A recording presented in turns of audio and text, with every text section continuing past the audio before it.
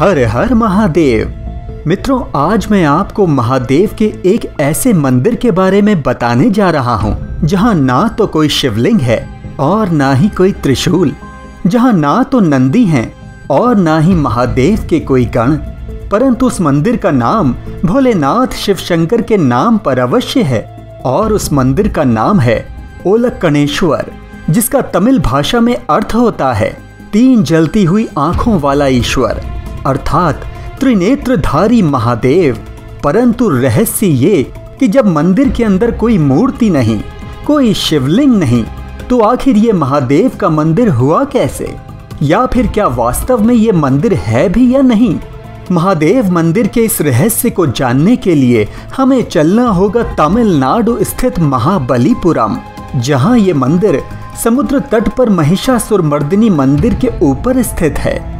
और ये महिषासुरमर्दिनी मंदिर का निर्माण भी कोई साधारण निर्माण नहीं है, बल्कि एक अंडाकार चिकने पथरीले पत्थर को काट कर बनाया गया है महिषासुरमर्दिनी मंदिर।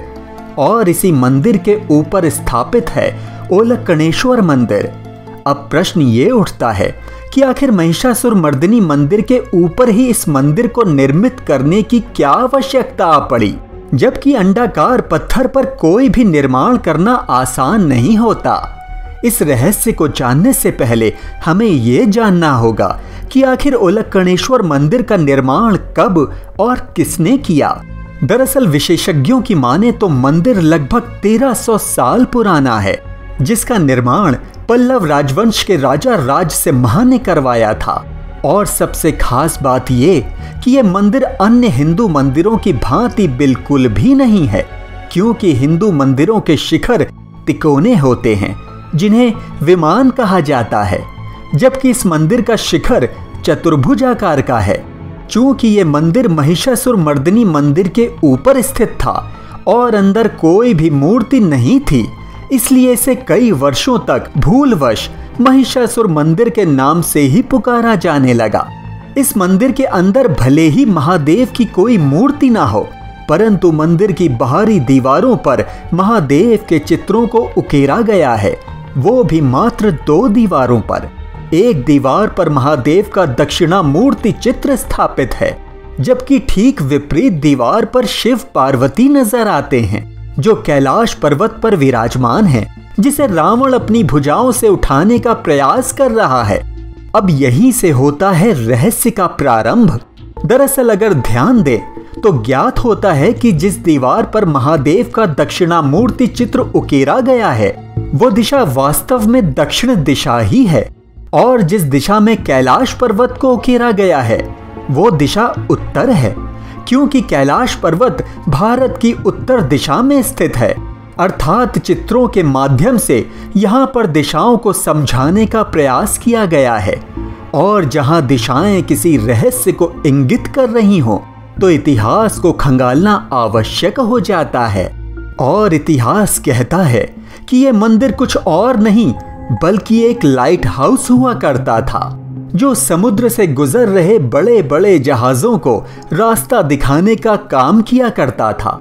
ये वो समय था जब महाबलीपुरम का समुद्री तट व्यापार की दृष्टि से सबसे व्यस्त मार्ग हुआ करता था, जहां से तमिल व्यापारी देश दुनिया में व्यापार के लिए निकला करते थे। और उस समय समुद्री जहाजों को मार्ग दिखाने के लिए प्रकाश की जरूरत महसूस की गई।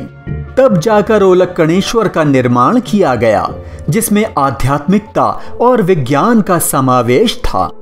अब प्रश्न ये उठता है कि उस दौर में तो बिजली थी नहीं, तो आखिर लाइट हाउस में प्रकाश होता कैसे था, जो जहाजों को समुद्र तट होने का संकेत दे सके।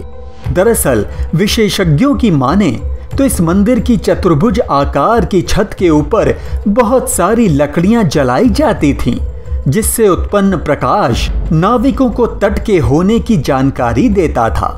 कई सालों तक ये क्रम चलता रहा, और जब अंग्रेजों का शासन आया तब उन्हें लाइट हाउस की जरूरत महसूस हुई। पर जब उन्होंने महाबलीपुरम में लाइट हाउस के लिए सबसे उपयुक्त स्थान की खोज की, तब उन्होंने पाया कि वहां तो पहले से ही भारतीयों ने इसकी व्यवस्था की हुई थी। वो ये देखकर चौंक गए उन्होंने बिना समय गंवाए ओलक्कणेश्वर की चतुर्भुज आकार की छत के ऊपर छोटा गुंबदनुमा स्थान निर्मित कर उसमें प्रकाश की आधुनिक व्यवस्था की और एक दिशा सूचक यंत्र भी लगाया।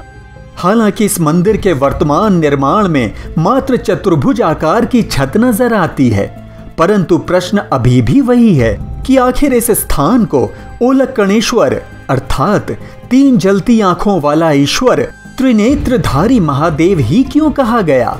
दरअसल विशेषज्ञों की माने तो ओलक्कणेश्वर की मुख्य छत के अलावा दाईं और बाईं दिशा में 2 अन्य स्थान और भी थे जहां लकड़ियों को जलाकर प्रकाश किया जाता था, अर्थात कुल मिलाकर 3 स्थान जलते हुए प्रकाश के रूप में भटकते हुए जहाजों को मार्ग दिखाते थे, अर्थात उनकी अज्ञानता में प्रकाश का संचार करते थे।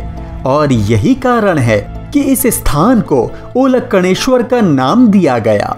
समय बीतने के साथ नए लाइट हाउस का निर्माण तो किया गया, लेकिन बिल्कुल बगल में। इससे आप हजारों वर्षों पूर्व भारतीयों के वैज्ञानिक ज्ञान और उनकी सटीकता का अंदाजा लगा सकते हैं। तो मित्रों, ये थी आज की कथा। अगर वीडियो अच्छा लगा तो लाइक, शेयर और चैनल को सब्सक्राइब अवश्य कीजिएगा और हाँ, बेल आइकन दबाना मत भूलिएगा। जय शिव शंकर।